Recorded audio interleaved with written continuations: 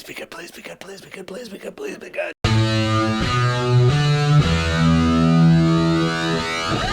Ralph breaks the internet. It's really funny, that intro. Please be good, please be good. I did that for a fact, but I've already seen the movie, so I already know what I think. We make internet magic. We tell truth through lies. So Ralph Breaks the Internet is Wreck-It Ralph 2, which I'm probably gonna call this Wreck-It Ralph 2 in the course of this review. Just being a realist. In Ralph Breaks the Internet, Ralph and his friend Vanellope, they've been friends for a few years. Then Vanellope's game breaks. It's a vintage game. Where do you get a part for something like that? The land of peace and prosperity, the internet. Half of that was true. Anyway, prosperity? Sure. Peace? Only here, because this is a place of fun. Welcome to my sandbox. Ugh. So they have to go into the internet. Now bring on the new adventure. Bring on the sequel to Wreck-It Ralph, a movie that's awesome. I'm not gonna lie to you, the first trailer for this movie that came out, I was like, all right, so Wreck-It Ralph, one of the really cool things about it was all the video game references. In this one, they just go on the internet, like the Emoji Movie.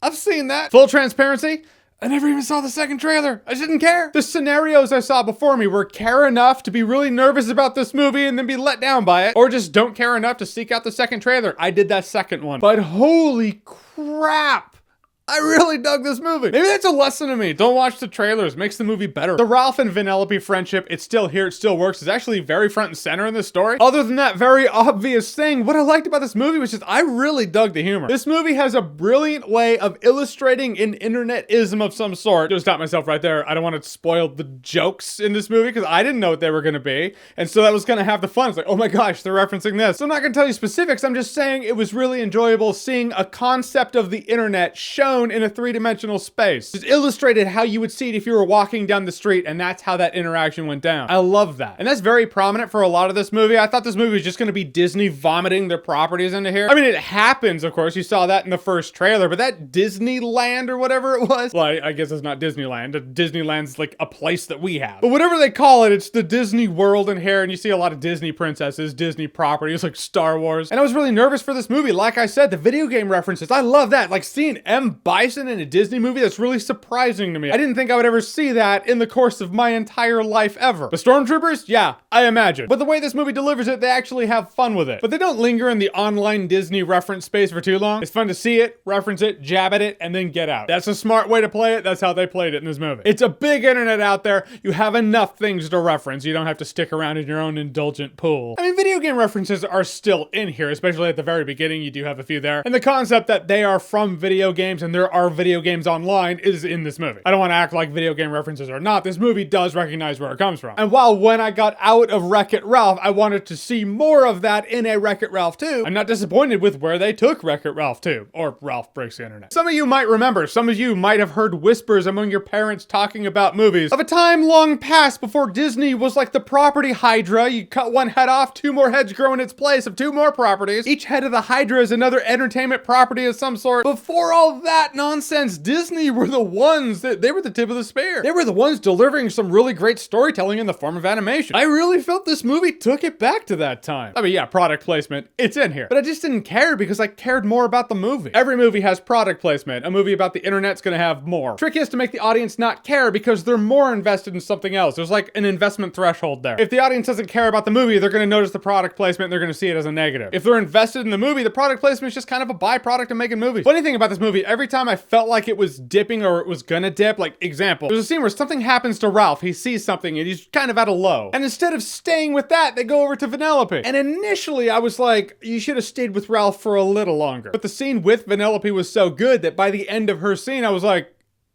I don't know how I would have done it differently. That was just damn entertaining. And like any good movie or any good animation I know as being good myself, is that while it's entertaining you with the laughs, while it's entertaining you with the adventure, it hits you with something real. It teaches you a lesson. And by the end of this movie, yes, it hits you with the real. It gives you that deeper message of growth for life that you're used to seeing in the good Disney animation adventures. At one point in this movie, I was like, that's really profound. I don't know. I'll let you see it yourself. And it was at that moment I was like, this is really taking it back to before Disney was the corporate monster. There is a point in the last act, like the first two acts go where it looks like the movie's wrapping up and then, hey, there's this other thing. And if a movie does that and doesn't pull it off, it feels a bit sloppier. If a movie does do it and does pull it off, it's the end Two-Face segment in The Dark Knight. It kind of felt like that, but it's still awesome in The Dark Knight and it's awesome in here. Because in the end, Ralph Breaks the Internet really spoke to me. Whether it's jabbing at the ridiculous stuff I find absurd online, or it's addressing a very relevant message about the internet and maybe a business model of YouTube possibly, I really dug this one, and by the end, it really hit me in the center. It hit me deep. It's a movie that pays respect to its characters and knows that the characters are us. It's like there's something in them that we see in us. So how are you gonna reach us with that? I will say Ralph Breaks the Internet is worth watching and worth buying on Blu-ray because it is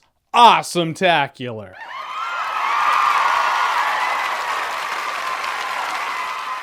I think I used that fake out in another review. Can't think of the movie. Funny thing, after I got out of this movie, I watched a couple of reviews. I haven't seen all the reviews for Ralph Breaks the Internet, but the couple that I did seek out, I was like, okay, so I like this movie like a lot more than you did. I don't know what that means. I don't know what it says about me. I don't know. But it is what it is. I loved this movie. All right, so Ralph Breaks the Internet. Have you seen it? What did you think about it? Whatever you thought, comment below. Let me know. And as always, if you like what you've seen here and you want to see more, click right here to see more.